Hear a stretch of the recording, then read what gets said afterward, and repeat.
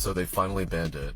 Like, no kidding. They finally figured out a way to ban TikTok. And So the knee-jerk reaction to that video is that they're banning it for private usage, which is what I thought. But I looked the bill up. I'm looking at it right now. It is 1,234 pages long for that defense bill. As far as I can tell, by reading the language, it says, and I'll look at the monitor here, 2. Covered applications defined. In this subsection, the term covered applicants means the social networking service TikTok or any successor application or service developed and provided by ByteDance Limited or an entity owned by ByteDance Limited. So they are blacklisting a company on government devices. This does not appear to be private at this point. Now, beyond that, to say it's for private individuals, I don't think that's the case. Now, do I like this amount of overreach? No. It's shown that we're not being spied on by anything.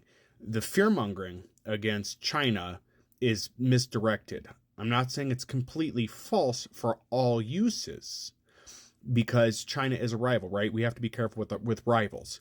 But the idea that they're using this to spy on people is quite ridiculous. So far, though, it looks like it's just banning it on government devices. So if you have a cell phone provided by the government, as far as your job, and it's a government job, then yeah, you shouldn't probably have TikTok on there. And I get that. I do understand that. I'm not completely against that. My concern, though, is how far will this go and what can they do, because they've been trying to ban it for private individuals. So I have concern with how far that goes. What I hate about this is how most Republicans are all for free speech and are like, oh, you shouldn't regulate businesses.